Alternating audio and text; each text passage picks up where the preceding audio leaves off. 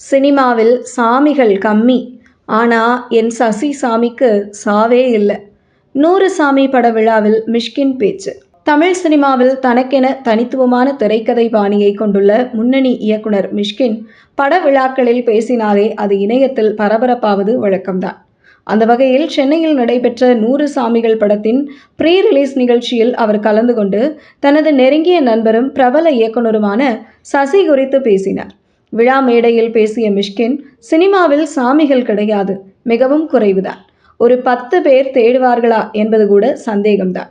ஆனால் என் இந்த 30 வருட சினிமா வாழ்க்கையில் மாதத்திற்கு ஒரு முறை ஃபோன் செய்கிற, என்னை உற்று பார்க்கிற, என்னை நேசிக்கிற, நான் இல்லாத இடத்தில் கூட என்னை பற்றி எப்போதும் அன்பாக, உயர்வாக, பெருமையாக பேசுகிற ஒரே சாமி என் சசி சாமிதான்.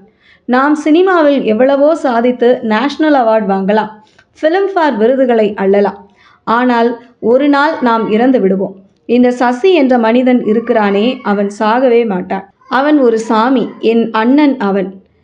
நான் ஆரம்ப காலத்தில் இயக்குனர் கதிர் சாருடன் பணியாற்றும் போது அவ்வளவாக யாரிடமும் பேச மாட்டேன். ஆனால் அந்த விரக்தியான நேரத்தில் நான் முதல் முறையாக நம்பிய, நேசித்த ஒரே சாமி என் சசி சாமிதான் என்றார்.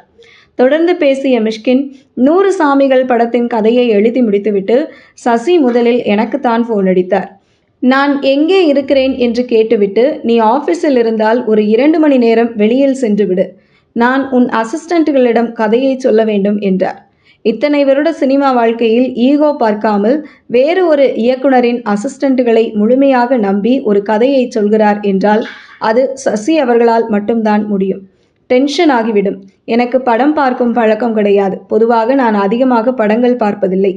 ஏனென்றால் நான் பார்க்கும் படம் நன்றாக இல்லை என்றால் எனக்குள் ஒரு டென்ஷன் வந்துவிடும். இதற்கு மேல் நம்மால் படமே எடுக்க முடியாது என்ற விரக்தி வந்துவிடும். அதே நேரத்தில் ஒரு நல்ல படத்தை பார்த்துவிட்டால் அந்த படம் கொடுத்த உற்சாகத்தில் அடுத்தடுத்து 25 படங்களுக்கு மேல் பண்ணலாம் என்கிற ஒரு அசாத்திய உத்வேகம் எனக்குள் பிறக்கும். அப்படித்தான் இந்த 100 சாமி படத்தை பார்த்த பிறகு எனக்குள் ஒரு மிகப்பெரிய உத்வேகம் வந்திருக்கிறது என்றார். ஜூன் 19ஆம் தேதி வெளியாக இருக்கும் 100 சாமி படத்தில் விஜய் ஆண்டனியுடன் இணைந்து ஜெய்பீம் புகழ், லிஜோ மோல் ஜோஸ், ஸ்வாசிகா, அஜய் திஷான், கருணாஸ் மற்றும் காவ்யா அனில் உள்ளிட்ட பலர் முக்கிய கதாபாத்திரங்களில் நடித்துள்ளனர்.